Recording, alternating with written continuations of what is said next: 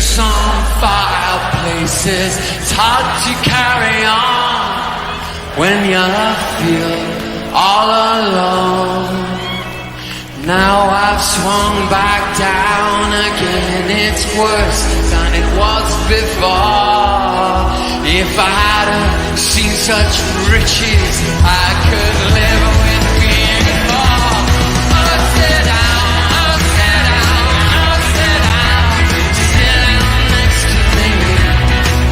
Sit down, down, down, down, down. With sympathy.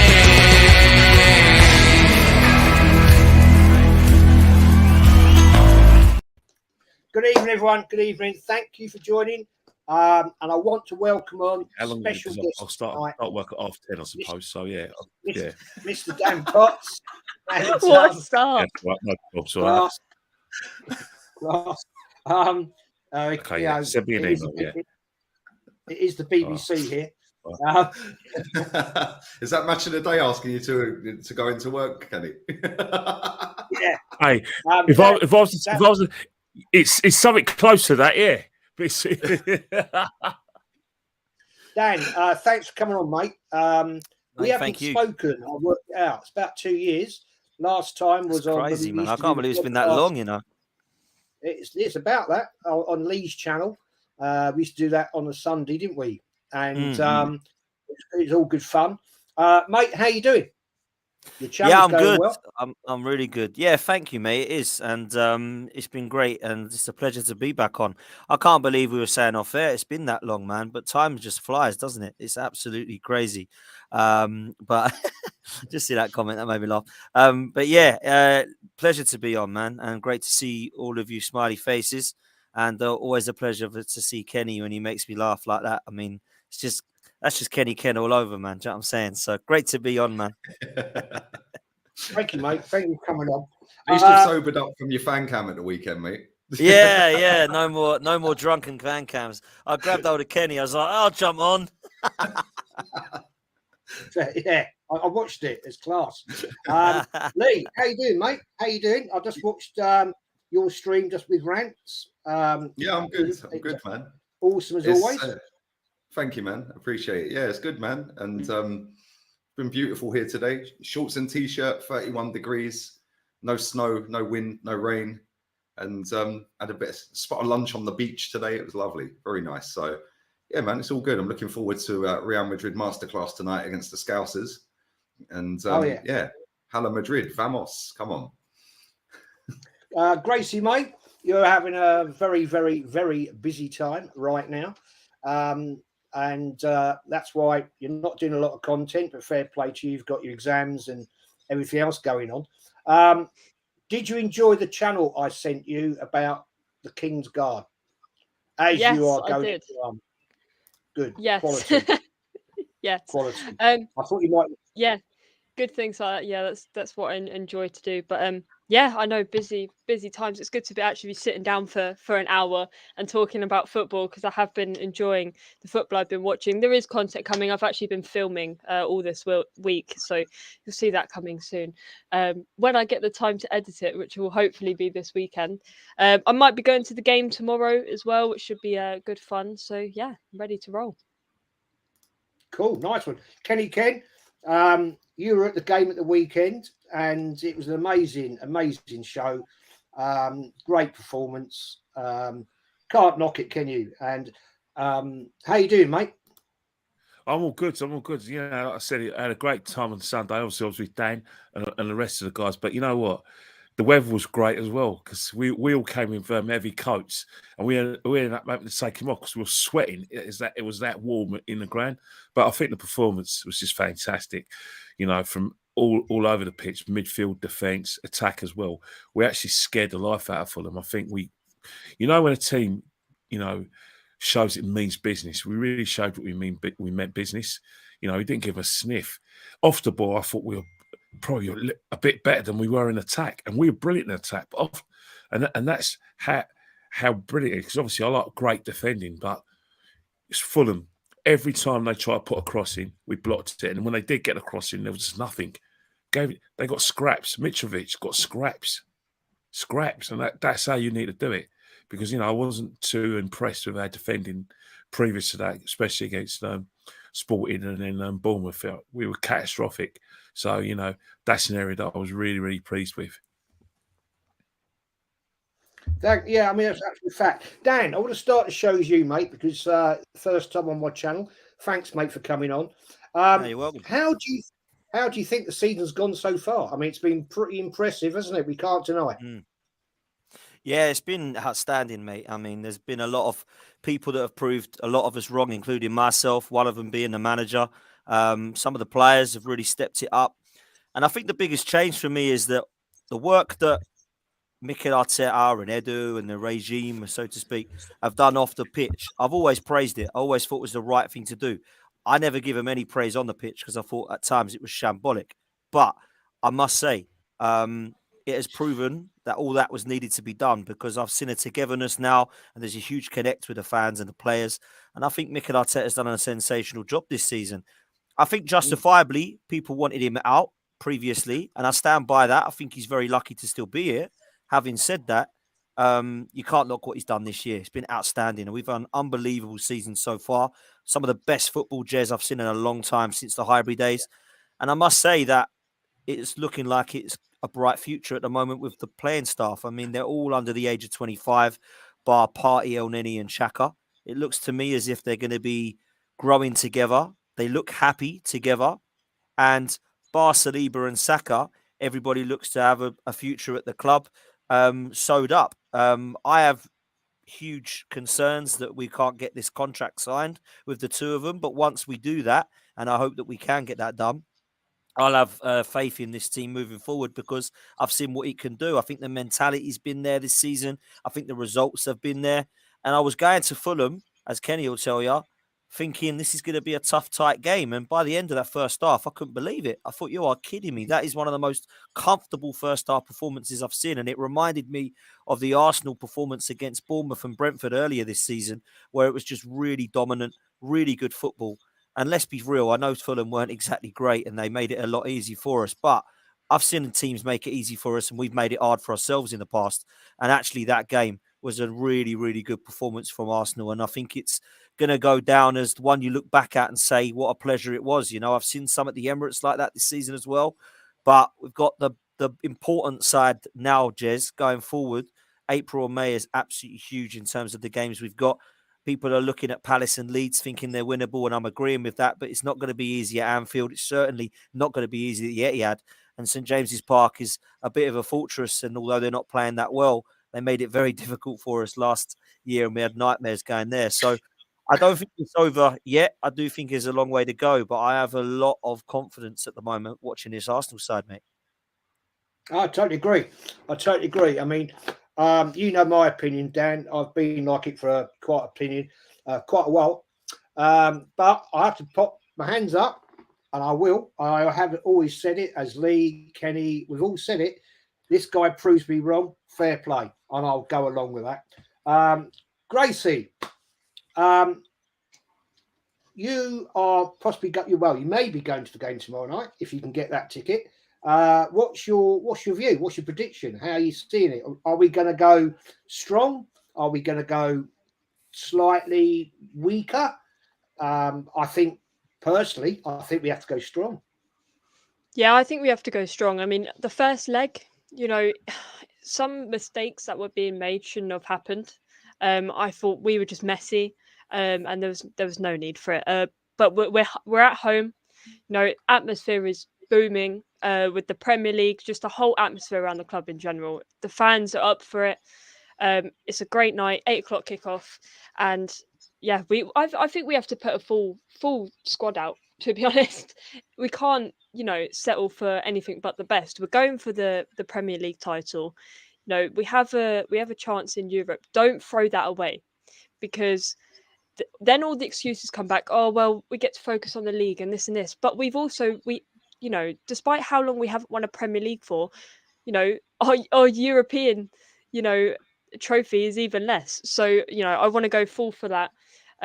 and we've got the squad for it. Jesus is back in the team, and I'm sure we'll get onto that in a bit. That's going to be a massive help. He can get the minutes, but I do want to see some changes. Now, I want to see Tierney come in for Zinchenko because I feel like he deserves a few minutes coming in here, and it's still a strong squad regardless. But yeah, we've got the quality back in the team and back on the bench. So why not put everything we've got into it? Because I tell you now, Sporting will be up for it, and their fans will definitely be up for it as well.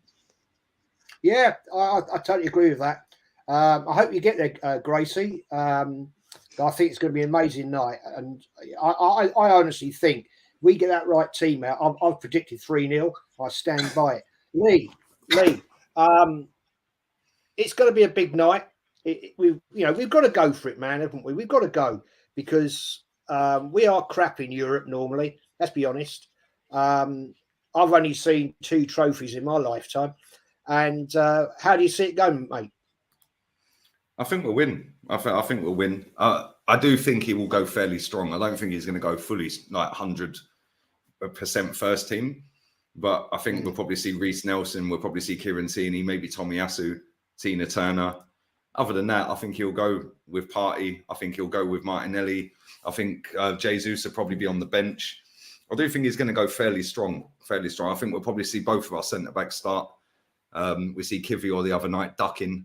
I don't know whether that was an instruction from the goalkeeper or whether he just ducked. I don't know. We're still none the wiser, are we? But we were lucky to get out of Lisbon with a draw because I thought we were crap. Like we were shocking, and we got very, very fortunate in the end because like people were trying to tell me Saliba had a good game that night, and I was like, mate, he got spun in the first 10 minutes and they should have scored.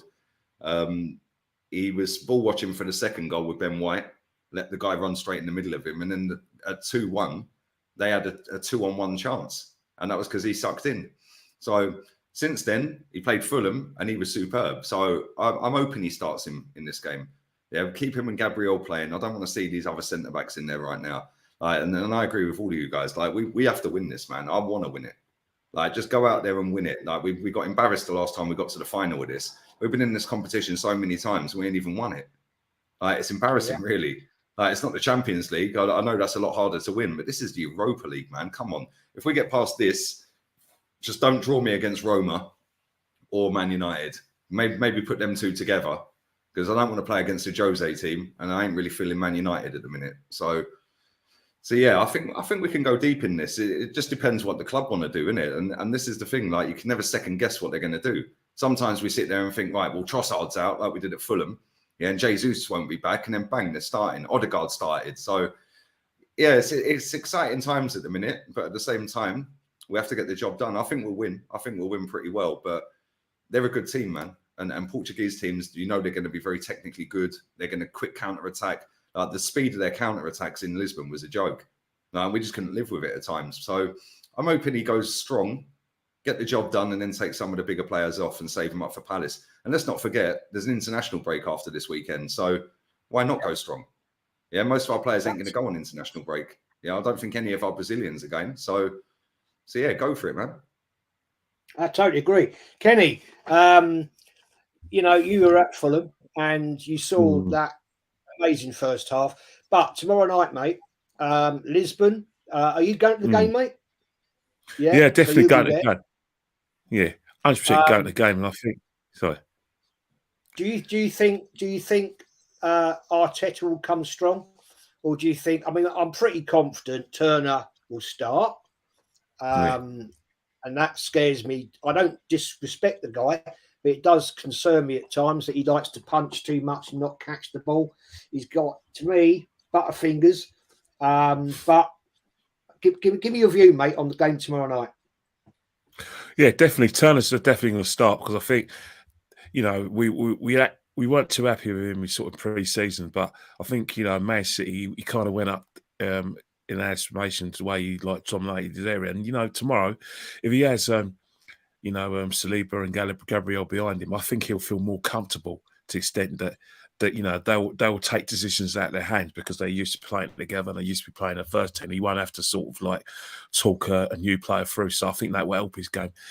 Kieran Tierney, I expect to play, definitely expect to play, but you never know how managed. And Tomiyasu, you know, he hasn't disappointed us when he's come on, you know, probably for the last 20 minutes. So I wouldn't lose any sleep if he starts. But in terms of midfield, I want us to go strong in every area. And the good thing about that is that we got Jesus back as well. So that's a game where again he could start. He could start. Can you imagine a front three of like you said, you can rest Trossard because he's just come back from injury. So you put Jesus up top, Martinelli on the left, and we know Saka's going to play, don't we? He's playing, isn't he?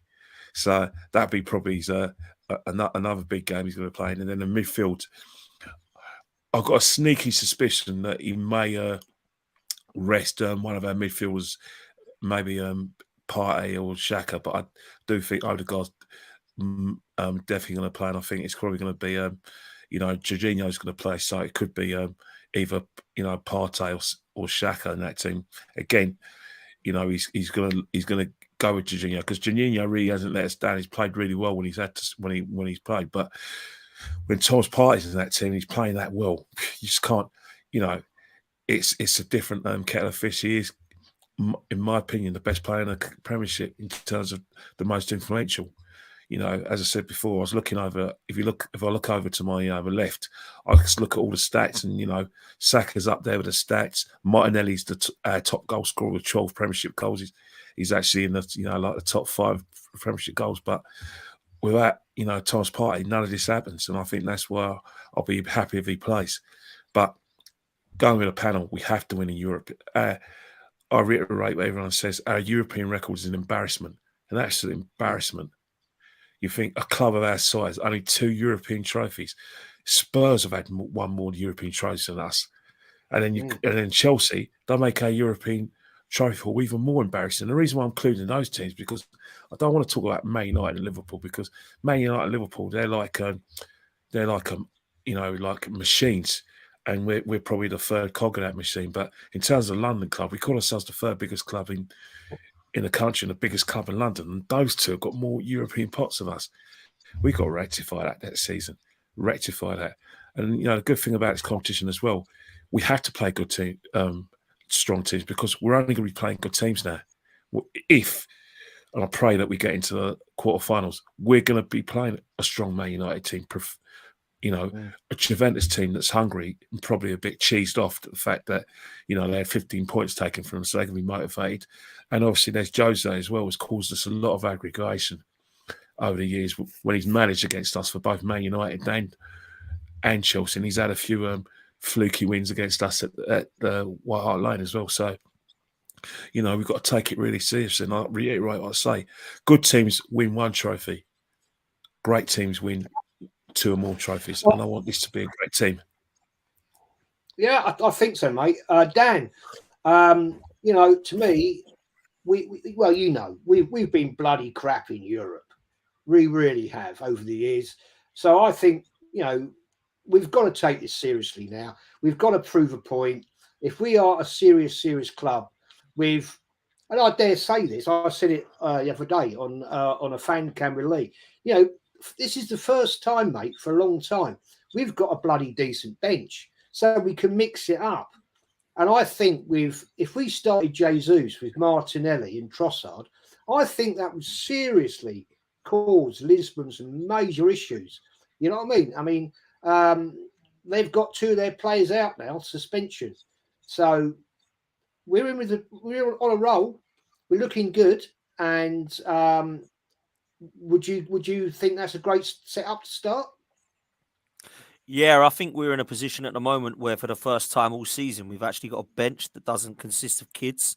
And in the Europa League at the start, if you remember, it was like Matt Smith, Cozier Dubry, players I'd never even heard of, let's be fair, right? And I'm thinking, if any of these get knocks, we're screwed. We're going out of group stage. So luckily, we now don't have that. Now, January helped with the signings of Trossard and Jorginho.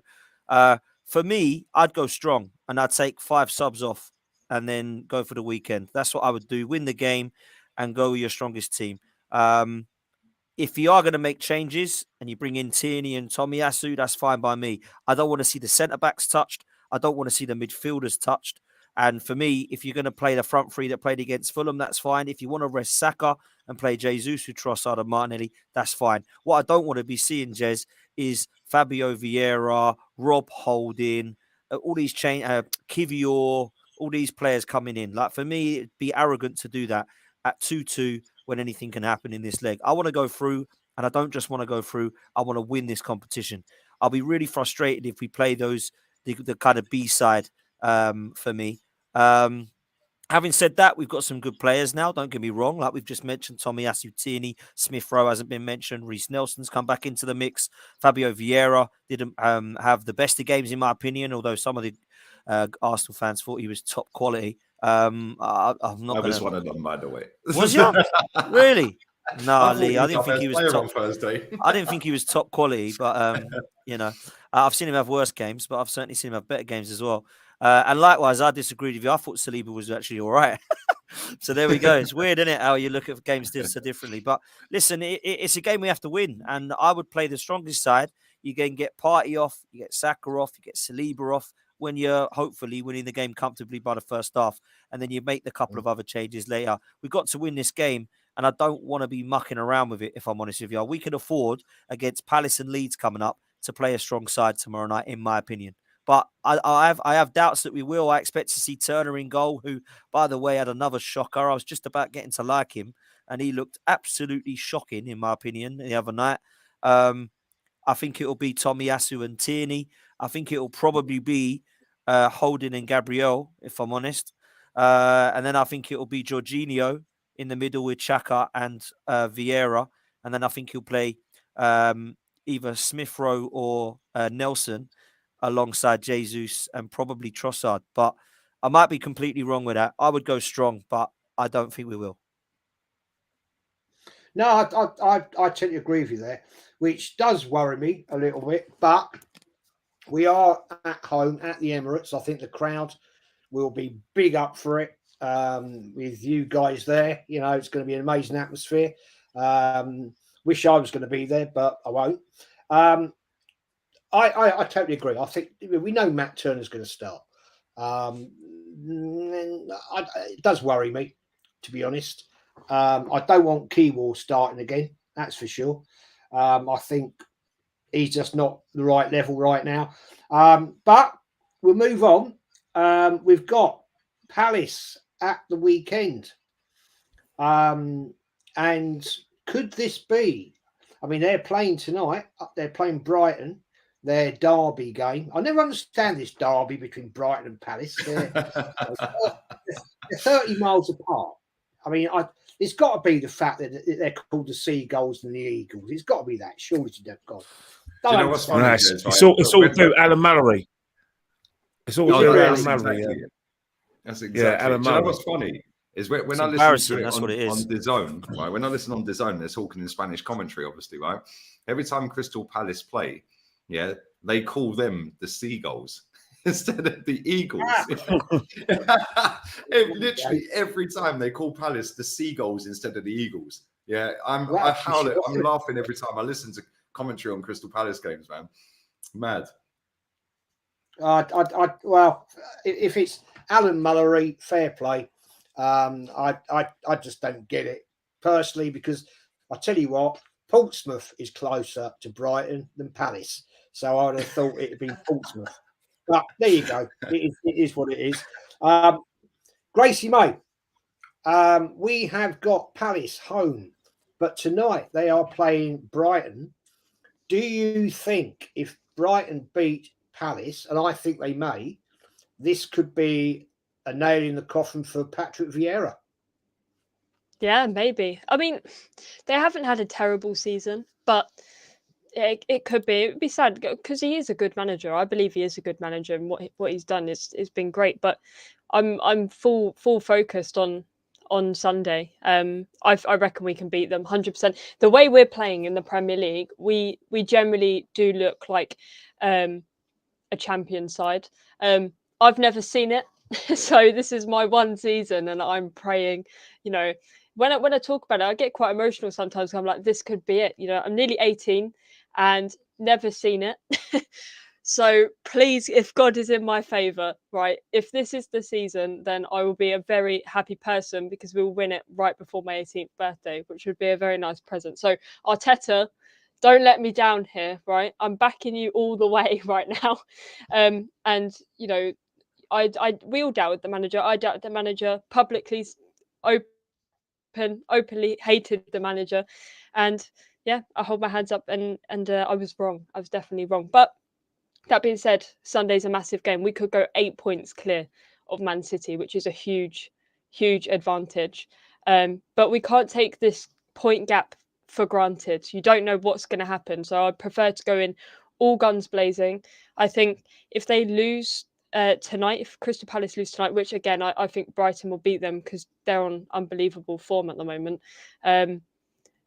that, you know, it could be a nail in the coffin for Patrick Vieira, or it could do us a favour on Sunday. We'll just we'll have to see. Palace isn't an easy game, and they've given some teams a run in this season, so we will see what happens. But no, I'm confident, and so I tell you what, Jez, I'm enjoying watching every Premier League game at the moment. It's that you know, that edge. You're on the edge of your seat. Every game feels like a derby. Like that's what it is. Every single game feels like they are fighting to the very end. And the team we have at the moment is putting in some unbelievable performances. Martinelli's on form. Trossard's unbelievable. You know, his assists in our last Prem game, unbelievable. The guy's unstoppable. And I think all of that combined, Jesus coming back into the side, puts us in good stead. And I don't think Palace will be able to handle it. I think we could break them down quite easily, to be honest. But we'll see what happens. But I am in good spirits at the moment. I'm enjoying watching football, even though they do stress me out sometimes. I tell you, it was nice to watch Fulham and just like sit back and relax after the first half and not like be like, oh, please score, please score. But no, I'm confident with Palace. I'm going like 3-1 against Palace, if not a clean sheet, 3-0. Cool. Yeah, I'm with you on that one. Taldo, Danny, nice to see you, mate. Thank you for your super chat. Formidable and real panel. Cheers. Yeah, we only have real people here. Speak the facts, talk the truth, and there's no bullshit here, man. Dan, Palace. I guess you'll be at the game, and we've got Palace. Palace at Emirates is not quite the same as Palace at Selhurst Park, but tonight they're playing Brighton, mate. If they lose tonight, that's going to be a big issue for them. Do you think that's going to be a problem? It's going to be people start to look away from Vieira.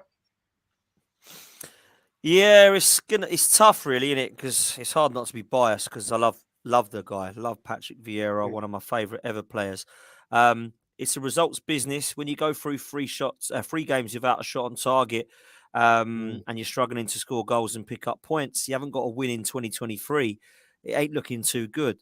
Having said that, and I'll be real, if I look at where Palace are in the table, and I look at who's above them and who's below them, they're kind of where I thought they were going to be. So if you sack him, what are you expecting when you bring someone in? Them to go challenge for the Conference League or something? I don't really get where they're going. Now, I do think that he will get it right now. He's got some players back. I do think he's done a really good job. You got to remember when he came into the job, he was favourites to be relegated. He had no CV really in terms of managing everywhere else that was a successful management period. He had 7 players plus a load of reserves. And the recruitment has actually been really good. He's managed to keep Zaha as happy as he can be, a player who pretty much wanted to down tools and walk out. He's kept Tariq Mitchell and managed to sign him up. He's recruited Mark Guehi and Addison together, who look solid. And I think defensively they've been good. Decore's been a good signing for them. He's got Lokonga in now. And I think from what I'm being told from D, who's a Palace fan on my channel, has looked pretty all right, to be fair. They've got players in the Lise, Eze and Zaha that can cause issues. The problem they haven't got is a replacement for Conor Gallagher, and they haven't got a striker that can score goals.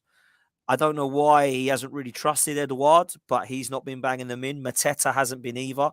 Jordan Ayew's a workhorse, but let's be fair, he doesn't really score goals. So they're lacking goals, and I think that's been their big problem. For me, it could be the end tonight, because if Brighton do give teams batterings sometimes, and if it is Palace that are on the end of that, I do fear the worst for Patrick Vieira.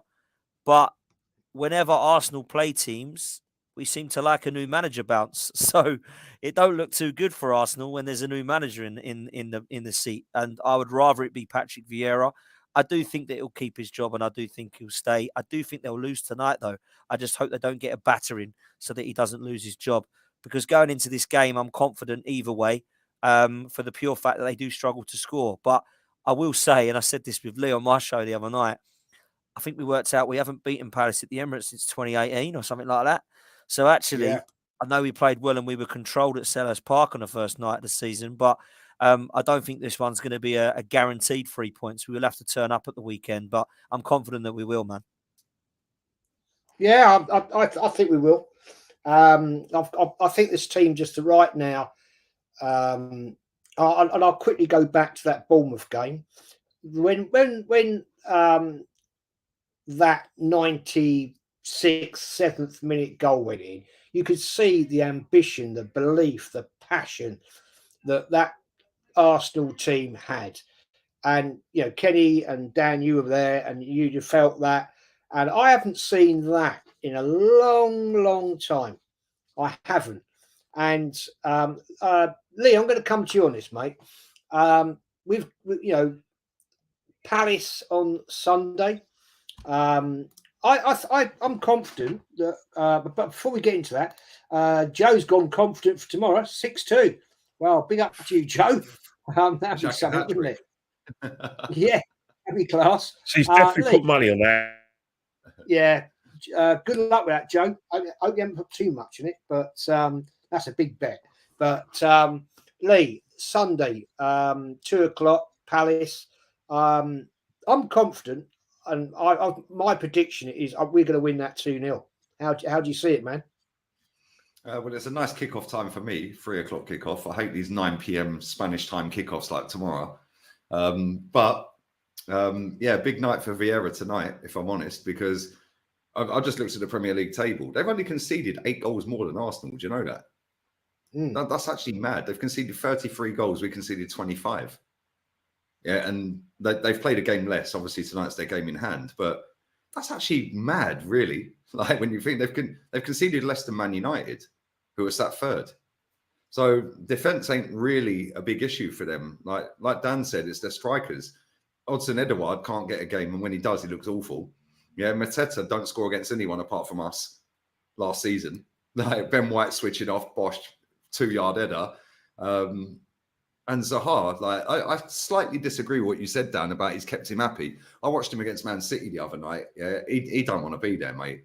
Yeah, he was throwing it. I know he does like all the antics and all that every game. I think you're right now. It's more like last season when he was like, transfer request, want to go. He kept him all right last season. He wants to go now. And to be fair, I'm surprised they got rid of him because he's going in the summer for nothing.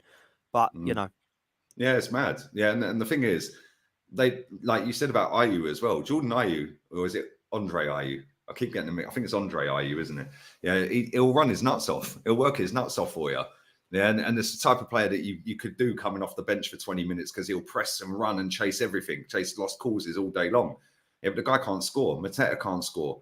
Zaha's goals ain't really doing anything when he does score. Like they're maybe getting the scoreline down a little bit from 3-0 to 3-1 or something. Do you know what I mean? Or 2-1. But they miss Conor Gallagher massively. Massively. That guy was their little hub in midfield last season, and they haven't replaced him. And he ain't a fantastically gifted footballer. He's just a very good footballer and above Crystal Palace's level, which is why he stood out last season. Now, the fact that he's hardly played for Chelsea this season and they've been poor tells you how many good midfielders Chelsea have got. Like, even though they've not been shown it on the pitch, but yeah, they're in big trouble, man. I think we'll beat them comfortable, if I'm honest, and I think that could be a cricket score. Yeah, I really do, and I know that goes against everything I've just said with their goals against and stuff like that. Yeah, but they look devoid of ideas, confidence. These fucking mosquitoes are doing my brain in. Confidence, ideas. Like they've got no creativity at all. Yeah, if you score a goal against them, that's it. It's game over. Like they've got some quality footballers, man. Like Elise's a sick footballer. Eze's a good footballer as well. They've got some top players, but Wilfried Zaha normally turns up against us, man. If we keep him quiet, which I think Ben White will, to be fair. Yeah, I think Ben White's been the best right back in the league this season, along with Trippier maybe. So I think we will keep him quiet. And if you keep him quiet, that's most of their output. So yeah, if they lose tonight, I hope he don't get sacked. I'm with you guys. I hope he ain't getting sacked tonight if they get pumped, but it's not looking good for him, is it? Like, no shots on target in 3 games, not won a game in 2023, and we're in mid-March. Like, if they lose tonight, in especially that game that they classed as a derby, I think that's the end of that. And then they'll just give it to the caretaker till the end of the season. Yeah, and maybe, maybe we could have a, I don't know, who's available. Maybe give it to Ian Dowie or someone. But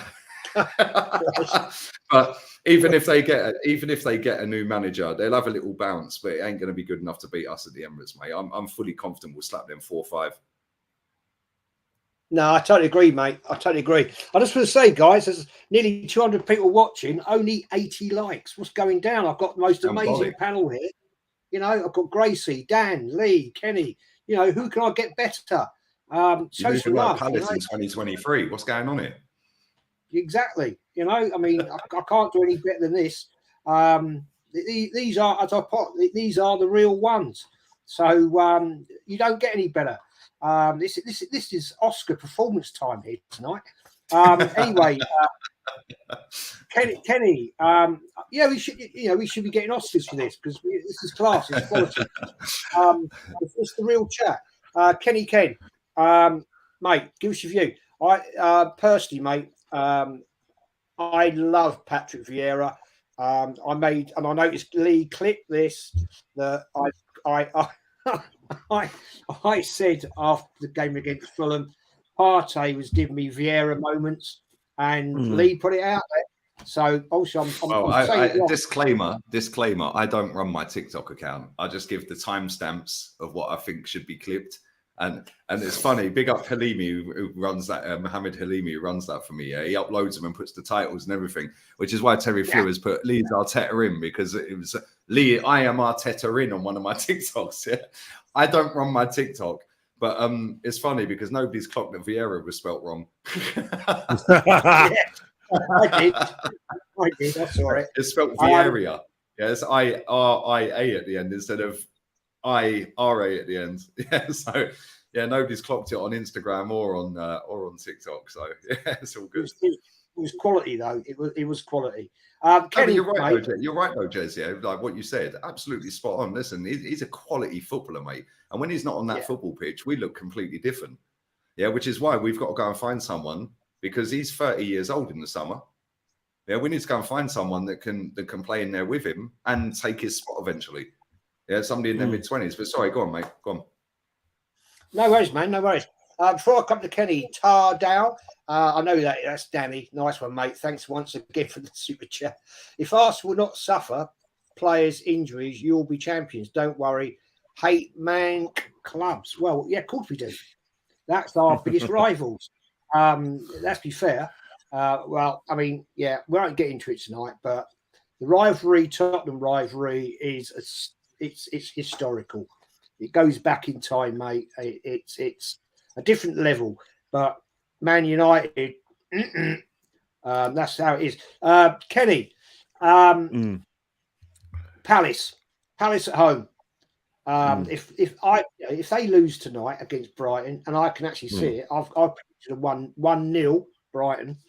I think it's going to be a tough time for Patrick Vieira, which I hate to see that. That's why I've always said I never ever want an Arsenal legend as a manager at Arsenal. Yeah. I wouldn't want to see the embarrassment. How do you see it going, mate? Well, we're looking at the team sheets of Crystal Palace. Edouard's playing up front today. So, you know, Edouard, they've got Alicia, they've got Schlott, they've got Decore, they've got Albert, Mitchell, Gahey, Anderson, Klein. Zaha playing. Alicia, that's a strong team. On strong team. Last season, that would have been a really strong team. We know Albert's not going to play this Sunday because, you know, Mihalovic, their club captain, will play. But in terms of like Crystal Palace, I speak to a guy who watches the show every day, Jack Ramsey, Crystal Palace, home and away, and he's telling me there's an undercurrent of feeling against Vieira, to the extent that, you know, their fans are not happy with the fact that they're not winning games. They're not happy with the sort of the output as well. So, you know, the thing with managers, clubs like Crystal Palace is that I think Crystal Palace have got about 11 games left, 11 or 12 games left. if they're going to sack Vieira, they've got to do it pretty quickly, because of the fact that you've got to give the managers at least 30 points to play with. With 10 games, 30 points, that's enough games for them to play. If you don't want to do it at the 11th hour, when where it's just too close to call, and relegation is probably a certainty. So with Crystal Palace being was it 12th and 5 points away from the in terms of the bottom five, they lose five off the bottom. Yes, that's it. So they're 5 off the bottom. They lose a couple of games, they're in it. If they're three off the base team. Winning. Yeah, because Southampton are playing today. They're playing Brentford at home. So that's where, if Crystal Palace lose today, they can close the gap. And then let's not forget, there's Leicester. They're going to be creeping up, because you don't know what Leicester are going to turn up. And Nottingham Forest have just made themselves difficult to beat. They're not doing great shakes, so you never know. But the thing with Crystal Palace is that they're the biggest enigma in football. They're the sort of team that will come to our grounds and put in a performance, and no one will be shocked if they got a point or even fluke to victory. No Arsenal fan will be shocked, even despite the way we're playing today. We're playing fantastically because it's Crystal Palace. Somehow the Emirates inspires them, and even today, I look at that team sheet. I look at Brighton. They got a strong team as well, but I've noticed that both teams have got academy goalkeepers in. They haven't got their first choice goalkeepers, which is ironic anyway. But I wouldn't be surprised if Crystal Palace play for Patrick Vieira and somehow they get a point. I wouldn't be surprised if Zaha gets a 90-minute penalty after begging for about 5 and finally getting a 6 one. So you just don't know with Crystal Palace. And the thing about it is that you talked about players like Alicia, great ball delivery. You look about Zaha, great on the counter-attack. Edouard, if he tries, and Mateta, they can hold the ball up and they can give us a bit of problems. And you know what it's like, even though we were business-like against Fulham, we're not consistent like that. We still give away, clear-cut chances. And a team like Crystal Palace, if they get lucky and get those bodies forward, that could be their day. And that's why I understand, if you look at the pre-Fulham performance and you think, yeah, you know what, we're going to smash them for 6, but, it's Crystal Palace. They're an absolute enigma. And plus, Paddy needs the results. All right, he hasn't scored or had a shot on target in 3 games. But the thing about it is that there's still enough, quality there to worry me. That's why I do think that if we do beat Palace, it'll probably be about 3-1, but we'll come with the pitch with our tongues on the floor, completely exhausted, and maybe a few batteries. It's like a boxing match. You get in there after the 12th round, you're going to have probably a cut on one of your eyelids and probably going to have a bloody nose, but you've won, but at a cost. And that's how I think it's going to go this Sunday. And I just think I can see Crystal Palace nicking it today. I really can. I think they'll play for Vieira, but if worse comes to worse and he loses against Brighton and us, he's a goner. He's a goner, because they need at least 30 points to play with in order to ensure their Premiership position. It doesn't matter how great your play was and how big a name he is in football. Football's a results business, and Crystal Palace cannot afford to be in a championship. Just can't afford it. They will make that decision. I really fear for him. I totally agree with that, mate. I totally agree, and that's what I hate to see with ex-Arsenal legends. I just don't. It upsets. I think it's terrible. GT Playboy. Good evening to the panel of the chat. Thank you, mate, for your super chat. Thank you very much for that. And just Strasbourg Steve, Newcastle fan, always welcome on the channel. Strasbourg Steve says 2-1 Arsenal over Sporting, 4-0 Arsenal over Palace. Interesting. Well, I'm just going to change the theme a little bit, mix it up. Yeah, it won't be too long, guys, before we are playing. I'd say Manchester City, but it's more like we're playing Erling Haaland. And this guy is an absolute bloody beast.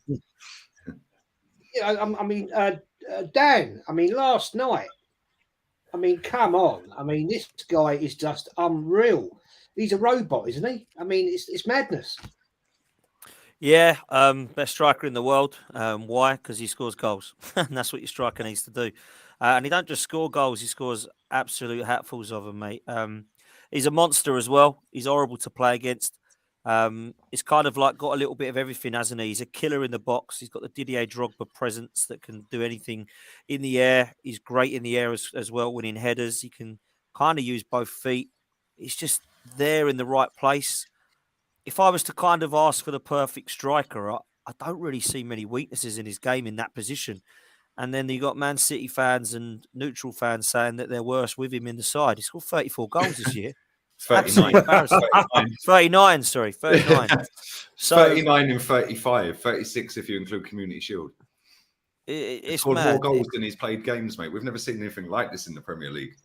He's equaled Rooney's Champions League record already, apparently. It's just absolutely mad.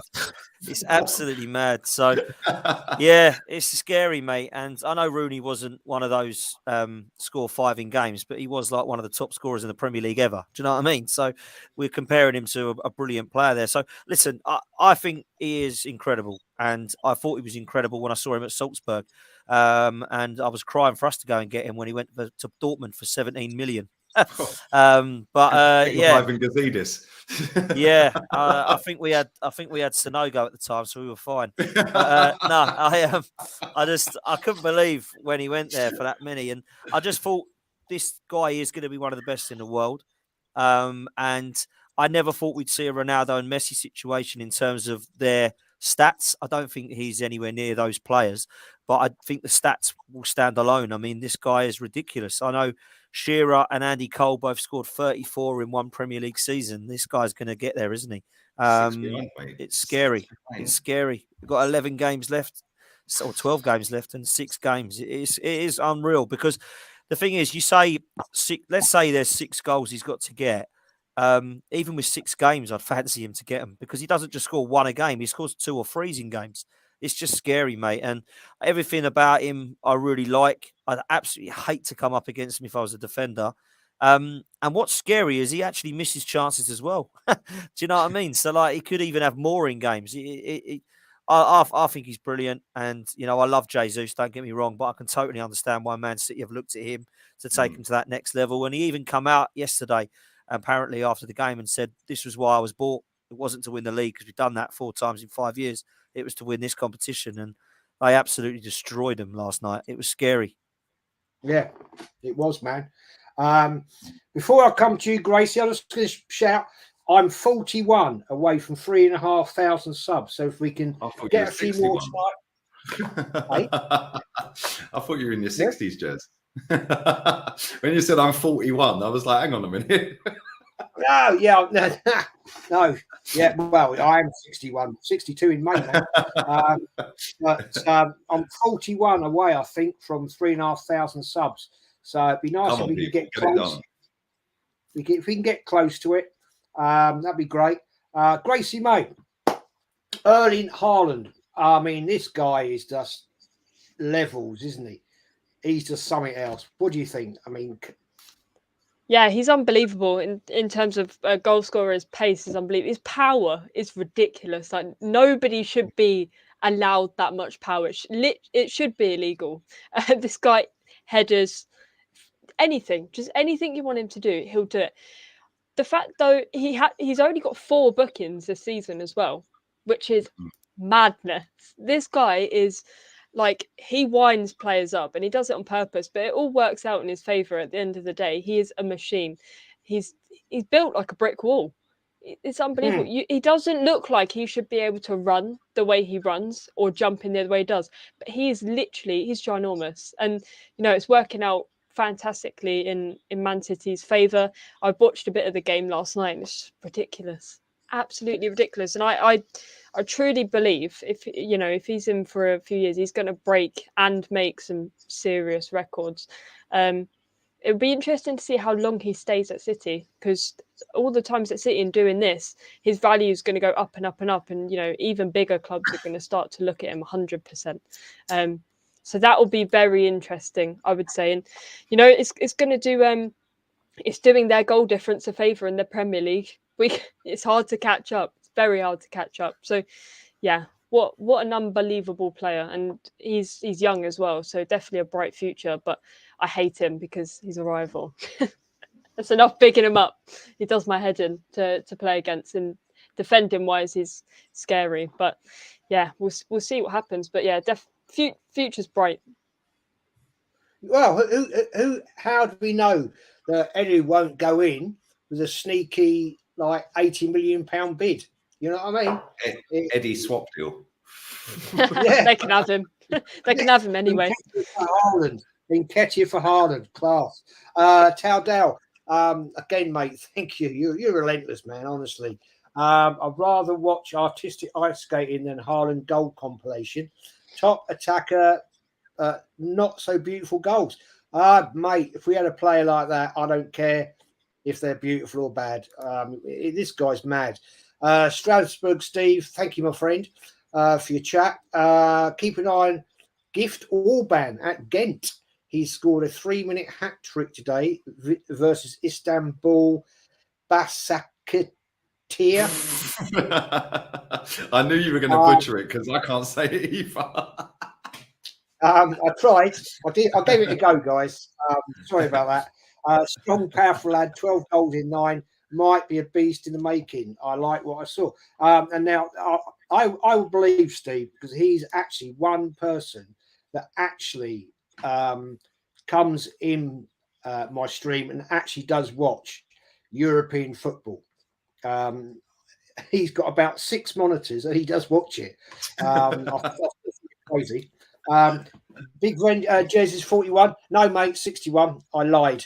What I meant was I was talking about. Anyway, it doesn't matter. Lee, Erling Haaland, man. I mean, come on, what is this guy about? He's just something else, isn't he? Mate, he looks like a dolphin. Like his face, like if you put it does. He looks like a dolphin. Yeah, he does. Right, but the size of the guy, man. Like when you see him on the pitch, yeah, like he's standing next to big centre backs. Like when we played them, he literally Granit Xhaka bounced off of him and went flying. Yeah, there was a bit of skill down the right wing, and it come inside. Yeah, and then he's just bang. Yeah, he's a bulldozer, man. Like nobody should be that lightning quick, and it's not like we never see him running over 40 or 50 yards or 30 yards. It's explosive 10, 15 yard bursts. The guy, mate, you can't teach that. Like you cannot teach the movement. Like his goals last night, all of them were shocking. They were shit goals. They weren't nice goals to look at. Yeah, but at the same time, he's in the right spot at the right time. You can't teach that. You've either got that or you ain't. Like Ian Wright had it. Yeah, Ian Wright, he had it all the time. He was always in the right spot at the right time. Van Nistelrooy, 6-yard merchant, bang, always there. They make the front. Alan Shearer could score all types of different goals. Erling Haaland's not really that guy. Yeah, but if you look at, he scored 28 league goals in 26 games. If he stays fit, right, for the rest of the season, he's going to touch 40 goals. Right, mid-30s, it'll definitely break the record. And to put it into perspective, I think Harry Kane's one of the best finishers I've ever seen. Right, and he's one of the best footballers in the Premier League and in the world. Yeah, and has been for 8 years. Yeah, I think he's a quality footballer, Kane. Erling Haaland's the complete opposite. He's a shit footballer. Yeah, but he's just a predator. Like you put him in the penalty box, and like, I've seen him miss some sitters, man, skying them over the bar from 1 yard out against Nottingham Forest after he'd hit the bar. Like in the Community Shield, he missed a sitter from 3 yards out. But if you think that he's going to, Harry Kane, yeah, who I think is a top draw footballer, he's only 2 behind his best ever goals tally in the Premier League. 30 goals, Harry Kane, his best ever season. Yeah, I think Henry scored 30 as well. Yeah, he's 2 behind and he's still got another fucking 12 games. Like, he's going to smash that record to pieces with some of the games they got coming up, mate. It's going to be a joke. He's going to touch 40 goals, 36, 37, 38, maybe even 40. Yeah, but he's right what he said after the game. They brought me for this competition. Mate, he's got 10 and 6 in that competition. It's ridiculous. Like, and if he stays fit and stays at Manchester City, bagging Ronaldo and Messi numbers in La Liga from years gone by, inside 10 years, he could smash that Premier League record to pieces. Yeah, like no Absolutely. Joke. And the thing is, when you watch him, he's not involved. It's like Man City are playing with 10 men. Like he ain't got no link-up play. He comes to try and drop deep, but then he's got Lukaku touch. Yeah, if you put him in a penalty box, mate, ruthless. Yeah, the most ruthless striker on the planet right now. Yeah, and he's got the touch of a fucking donkey. Like, honestly, he's fucking awful to watch. Yeah, he is. He's awful. He's got no grace or elegance about him at all. Yeah, but he is so fucking smart. Like, his footballing IQ is insane, mate. His movement, his speed of movement, his runs. He knows when to drop back. He knows when to make that big dart. As soon as De Bruyne gets the ball, he's on his bike. He's gone. Yeah, and no defender in the league can keep up with him, mate. When over that 10, 15 yards, that burst, he's gone. He'll leave anyone for dead. Yeah, he's rapid. But yeah, man, it's mad. And I know it probably cost more than 50 odd million that they spent on him, right? But it's worth every penny if they win the Champions League and go on and keep him for a couple of more seasons. Because if he does continue to win trophies, if Man City win the Champions League this season, I don't see him going anywhere. Right? There's all this talk about Madrid and this and that. Mate, Madrid need a rebuild. Like, I've watched a lot of Real Madrid this season. They've been fucking shit. Like, absolute crap all season. Only in the Champions League against Liverpool they turned up. I watched them against Espanyol. They scored the 93rd minute killer goal 3-1. Espanyol all over them. I watched them against Osasuna the other week. Yeah, Osasuna battered them for 80 minutes. Hit the post 3 times. Like, they've been shocking. So I don't see how Real Madrid, they always go for the marquee signing, but Real spend about £1 billion. Like, real talk. Yeah, if they want to keep up the levels. Like, they've got some good players, Real Madrid, Camavinga and Vinicius Jr., etc., etc. But Benzema's nearly done. Yeah, Kroos is done. Yeah, Modric is nearly done. Like, they're all on their last legs. That's going to cost a lot of money to rebuild that. And I just don't see if Man City win it this season, that he goes to Madrid. I don't see it. I think he stays there, and especially with Pep staying as well. Totally agree, man. To answer this, Bontyre works. Mate, the only one who's old in here is me. I identify as a unicorn anyway, mate. So I'm actually absolutely offended by your comment. Yeah. Well, I mean, I'm definitely not an old man. just yeah, I'm a unicorn, mate. So I'm disgusted. You're toxic. You're negative, disgusting behaviour. I need to cancel you immediately. Yeah, it's pathetic, isn't it? Right, I just want to ask this question. I want to wrap this up soon. Kenny, you, I know your views on this. Casemiro's red card, was it a red card? See, that's the thing about it. All right, he's made the tackle, and he's made a tackle, and one of the things is that what he's gone in low, which I never recommend anyway, because the minute you go in low, you'll ask for trouble. You're asking for trouble, you know, especially like low and high. There's, you know what I mean? He's gone really, and he's actually got the ball, but he's follow through. That's what done him. It was to follow through, you know, and the referee gave it instantaneously, because the fact is, it's dangerous play. Even though he didn't mean it, it's dangerous play. Once those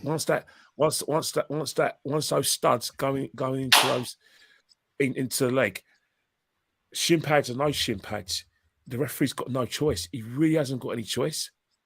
You know, can you imagine if someone did that Casemiro the other way around? So that's player, Man United fans would be up in arms calling for it. You know, I think people need to realise, right, is that there's 2 phases of play in there. You make the tackle and you win the ball.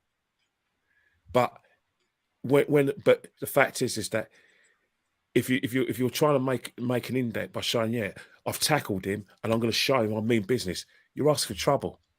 Just tackle him and move away. Doesn't matter whether he says he didn't have control of his body or not. The fact is, it's stud on bone. Even though there's shin pads there, that could have broken the guy's leg. He's got no complaints whatsoever, mate.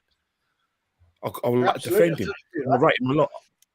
I really rate him as a footballer. I like him as a footballer, but you can't defend that, mate. You can't defend it. I agree. You really can't. It's a leg breaker. Dan, do you think that was a justified red card? I do. Yeah, I was shocked by the amount of people who were like, "What?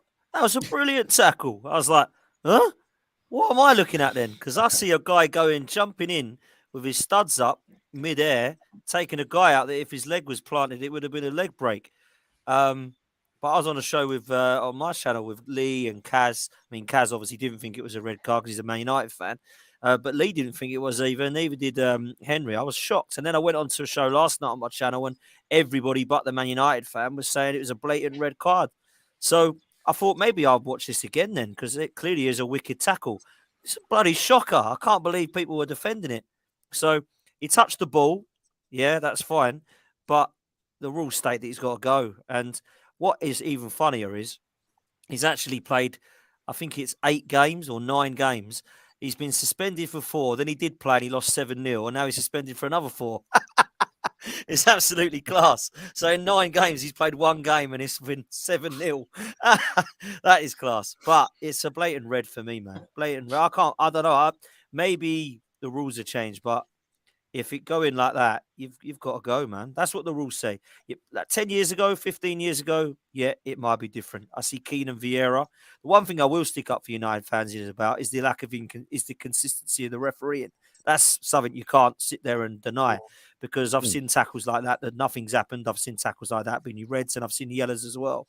So you can complain about the officiating if you like and the lack of consistency, but the tackle wasn't a great tackle. He didn't win the ball cleanly. The geezer was lucky not to have his leg broken or get injured, for my opinion. And I think he had to go, man.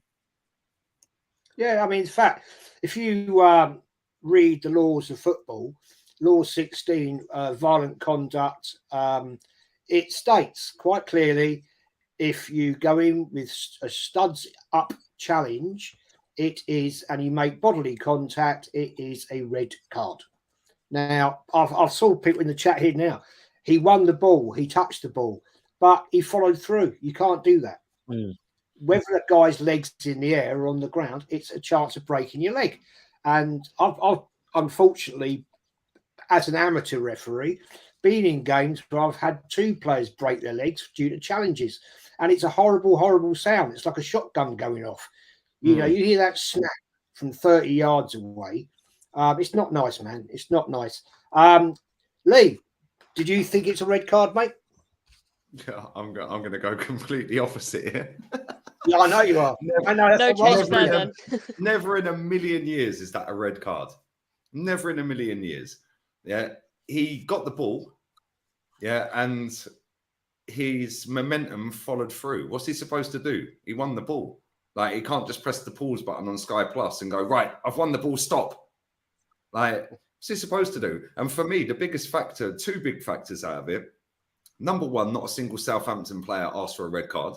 They weren't all up in arms going nuts. The player that was laying on the floor that had the tackle on him wasn't milking it. He got pretty much back up straight away, rolled around a little bit and got back up, but they all rolled around.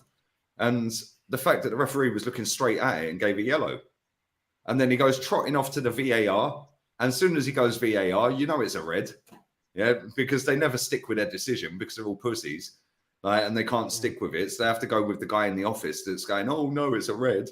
Who, funny enough, was the same guy, Andre Mariner, who didn't give the leg-breaking tackle on João Felix at the weekend as even a free kick.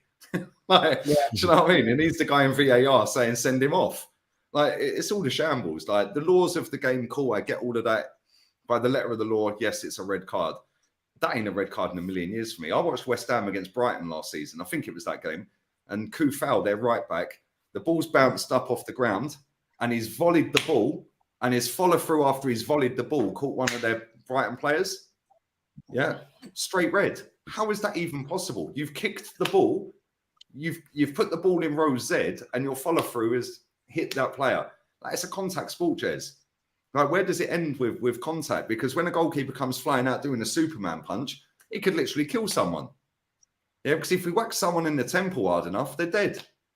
Yeah, so should that be stopped then? Like, when, like, and that's the thing, though, Lee. That's the thing. It's the rules that you're basically saying that are mad. Because, and I would agree with that. Like, you know, if you want to go old school, that's never a red card. But because the rules now say you're not allowed to go studs in, that's why he's been sent off. And that's why these VAR, they can't wait to get in. His studs weren't like that. His studs were kind of like that. Yeah, so it's not like he's... And the thing is, if you look at the force of when he's gone in, the ball impacted 90% of the blow anyway. Yeah, so it's not like he's gone in... Like, he went in quick. Of course he did. He was fully committed. The thing is, he shouldn't have even gone in for it. It was up the top of the pitch. Like, why? Yeah, but does though, doesn't he? He's a monster. He just goes. That's what he is. But at the same time, the impact on the ball killed most of the momentum anyway. Yeah, so he's then gone over the ball. And it's like, when you're looking at a still picture, like, we don't know how hard he's gone in on him. So they're looking at a still picture on VAR. Yeah, and like it's like when you do a boomerang on Instagram. Yeah, it's like you watch it in real play. Like, for me, I don't think that's a red card. And yeah, the rules are dumb, the laws are dumb. Yeah, but even under the current laws, I don't think that's a red card. And the thing is, he's not gone in studs up. He went in studs like that. And the fact that no Southampton player was going nuts about it, and players normally hot each other up. And normally, like, when there's a penalty decision, it's handball. Normally, all the players throw their hands up at the same time. That's when you know there's handball. When all the players are throwing their arms up and kicking and all pushing each other, you know it's a dirty tackle. None of them did that. The other thing is, the ref's given a yellow card, and I just don't understand how he's done that. Surely it's nothing, and he's won the ball clearly, or it's a red card, because he's gone in with the studs up. So you're either going to say that's a studded tackle, he's got to go, it's red, or he's hit the ball, I'm happy with that, play on. I like this yellow card stuff. I'm thinking, how can it be a yellow card? Because it's got to be one of the other. He's either won the ball, It's VAR intervened, didn't they? That's the thing. Man United fans go, "Oh, he won the ball. He won the ball." And I say, "What? Do you think it was a good tackle there?" No, it was a yellow card. It can't be. I don't think it was even a yellow card. On the ball. Yeah. That's the thing, Lee. That's what I'm saying. It's either nothing or it's a red card. It ain't this yellow card business. Yeah, it wasn't a yellow card for me. At the end of the day, you can't just stop your momentum when you go into a tackle. Right? You're gonna go and you're gonna. It's a contact sport. So if you're going in and yes, he was high on top of the ball. Like, we see one the other week where Harry Kane was rolling around like he'd been shot. Yeah, where I think it was Mikel Antonio went in on him. Yeah, and the ball was sandwiched between his ankle. I think it was the West Ham game. And he was rolling around like he'd been shot. And everyone all over the internet's going, "Oh yeah, nothing, like, no, he's been shot by a ball, he's dead by a ball." But then on that instance, because his foot's rolled over the ball and then slightly caught him on the shin, all of a sudden, oh, it's a red card. No, not for me. It ain't even a yellow. Great tackle for me. We see one, was it Ben Mee when he played for Burnley against us, where he absolutely clattered into someone in the game again. I think it was Burnley. It was Tarkowski or Ben Mee last season, I think it was. Yeah, and he absolutely clattered into someone on the touchline. Yeah, but he won the ball. Straight up, off you go. Yeah, based on that, then he should have been sent off. Like, there's no consistency. Like, the tackle on Garnacho, I thought, was worse. Seriously, we have a problem. Was that one with Walker Peters? Where he scissored him. We've got a problem now because we have actually disagreed. And you know that normally we're supposed to agree, Jez. Everybody says, like, you know, we're scripted. What we say, we always agree. So I'm going to let Gracie-Mae have her say on this one. And then we're going to wrap it up and we'll go round, do the roundup. And Gracie, what's your view? It's tricky for me. I only saw the aftermath. I didn't watch the game.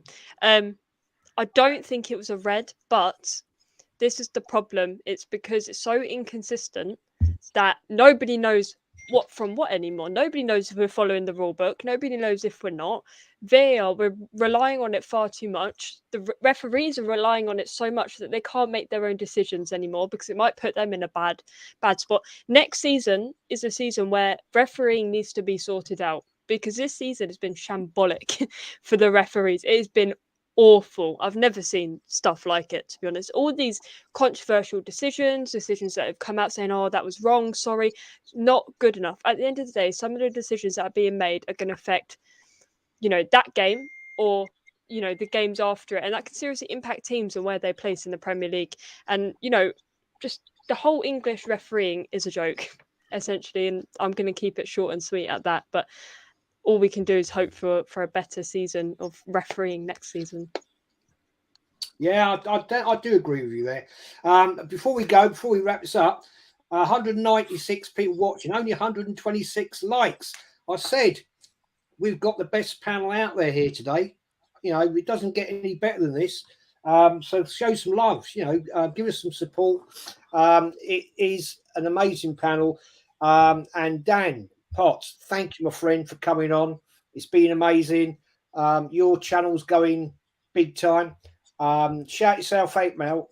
Where can we find you? Social media and YouTube, mate. Well, listen, first of all, thank you for having me on. Big up Lee, big up Kenny, big up Gracie as well. But make sure you do, first of all, smash a like on this one and subscribe and get Jez up. If you do want to come and follow myself, then it's at DanArsenal87. And my channel is called Football's 12th Man Podcast, and it's all football content. So please do come and smash a like on the way to 8K. So come and help us, please, people. That'd be amazing. Thanks, Jez. Thanks, Lee. Kenny, always a pleasure. And Gracie-Mae, nice to finally meet you. Yeah, thank you, mate, for coming on. I say it's been 2 years since we've chatted with Lee, Kenny on the Sunday podcast we used to do. Right. Thank you, mate. No, you're welcome, man. Thank you for having me on. I hope I'll get you on again sometime, mate. Thanks for giving us the time. I value your opinion. You do speak the facts, and thank you very much. Gracie, mate, I know you're having a really, really busy time with your exams and your army thing. Gracie, where can we find you? No, thanks, Jez. Just before that, I can confirm I am going to the game tomorrow. So might see some of you there. I will be going. So there we go. Back again for, I don't know, but I've been quite a few times this season, actually. But yeah, I won't shout out my channel specifically. Gracie-Mae, if you want to go check that out. I have another small request to shout. I am on TikTok, right? But not for the reason you think I'm on TikTok. So I'm a drummer. I'm a military drummer, right? And there's some, you know, me and the guys, we have an amazing team and we love doing it. So we've officially launched our TikTok and our social media page. So I'd much prefer if you go check that out. I run the TikTok page. It's QRA, Core of Drums. There's some fantastic content coming on there, and you know, you get to see me in a whole different world. This is my actual world, my reality. It's going to be my job, hopefully, in the near future. So please do go check that out instead of going to my YouTube channel, because my YouTube channel is a bit of a mess right now. But I've been recording all week, going to the game tomorrow, so you'll see all of that next week. And yeah, thanks for having me on, Jez, as usual. Always welcome, Gracie. Always welcome. I think as the tender age you are, you're one of the people that actually speak facts. And although I have to say, apparently I've been reported for talking to Gracie. That's got a certain I can't deal with this anymore. Shout out to my haters, by the way, because cheers for the views. You make me chuckle every evening. I sit there scrolling through your comments, and yeah, nice one, you absolute muppets. It's getting hilarious. Tell them, girl. Tell them. Absolutely. The fact is, this guy just hates me to death, and that's good. I don't really give a flying whatever. Kenny Ken, mate, where can we find you, my friend? Find me on Instagram at KennyKen1972. That's where I have most of my fun. You know, I'm probably gonna have some fun watching the European Cup right now. I think Liverpool fans just hide behind the sofas because I think it's going to get messy. But you know, as I said before, people like whoever he is just you know, just carry on. You got your attention. You know, if you know, and just get on with your life. You know, Waterloo Road is on soon anyway, so you might that's more your level anyway. Absolutely, mate. Lee, we know. Shout out, mate. I mean, your second channel's going grand. You know, but shout yourself out, Matt. Where can we find you? Yeah, just follow the second channel. Yeah, don't worry about the Arsenal channel. Just follow the second one, Lee Reacts, at Lee Reacts. I'm going to try and do more content on that, like instant reactions. Like I should have done one about Tyson Fury and Usyk and all of the fallout with Simon Jordan and all of that. I should have done that. I should have done the Gary Lineker thing, but they're going to be more instant uploads coming soon, and then there'll be the more edited ones every Friday. So yeah, man. And listen, Gracie, one bit of advice I will give you. Yeah, I went on Terry Fleur's channel yesterday, and every single week on a Tuesday afternoon, that whole chat full of 3,000 people is full of absolute backwards weirdos, right? That spam the chat, chatting crap to me the whole time. 90% of it chat's crap. He throws the link out and not one of them came on. Nice. Tells you what you need to know about words everything on the screen, darling. Yeah, that's it. Words on the screen. Ignore it.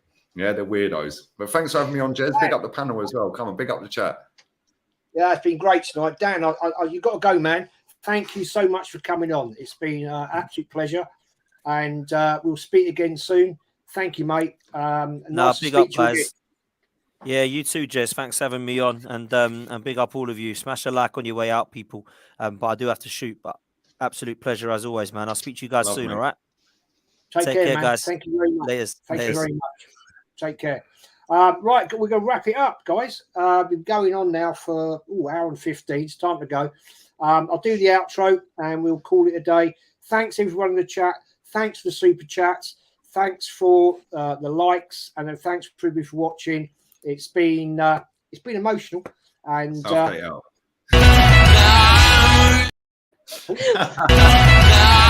relieved to hear that you've been to some fireplaces. It's hard to carry on when you feel all alone. Now I've swung back down again. It's worse than it was before.